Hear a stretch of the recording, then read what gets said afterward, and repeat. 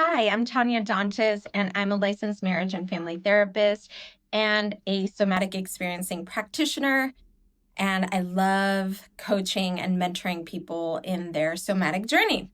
So, today we're going to talk about trauma responses, but in the light of shame. So, they can also become shame responses. So, when we're feeling shame, we might feel activated into these responses. So, with trauma responses, you've probably heard of fight, flight, freeze, and maybe fawn. So they're becoming more and more popular talking about these responses. These responses do happen when the nervous system is activated and we feel or we experience a perceived threat. Now, that doesn't mean that it's necessarily a threat. It could be just something that we perceive as a threat. What do I even mean by that? So like in the old days before, just like a long time ago would have been like a bear or a tiger, right? That's a threat. So with trauma responses, those exist in my nervous system so that I can respond to threats in a way that makes sense. So if I were faced by a tiger or by like a bear or something like that, I would fight. Not really with a bear or a tiger, but like with certain things I might fight, right? With certain things I might flee. I might have run away.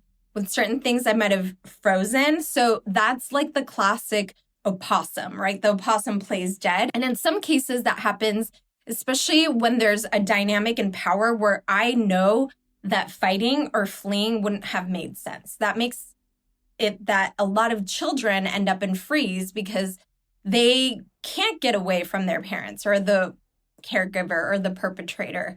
So they would have gone into freeze. That's like kind of just like that feeling of like, I can't move. I don't know what to do. That's freeze.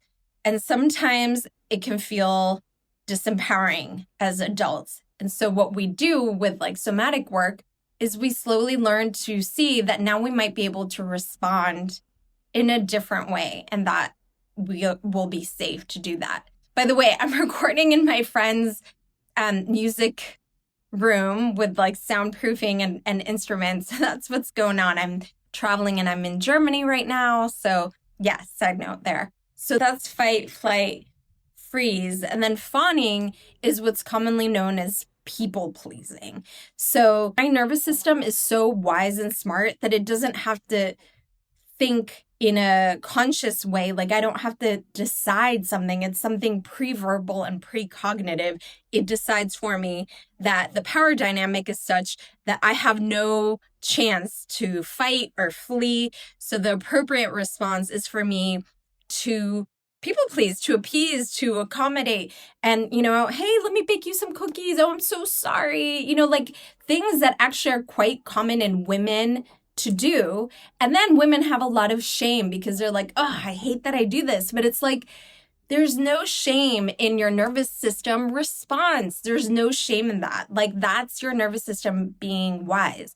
When we are, for example, in therapy or coaching or mentoring, we start to realize it no longer serves me. In this relationship, I don't need to people please. I can, in fact, stand up for myself, speak up, set a boundary. Now, how does this all translate to shame? Is that when I feel shame, when something happens that makes me go into that place of like, oh my God, like I'm a bad person. Like how, like I'm not enough. How could I say that to that person? Like I'm horrible or whatever. It's triggering something inside of us. It's almost like a perceived threat within of like when we were young and someone shamed us for something and made us feel small. And so it's triggering that. And I can either go into fight, which is like arguing with someone and like, maybe insulting back, even if that person wasn't insulting us. Has that ever happened to you where you get defensive, right?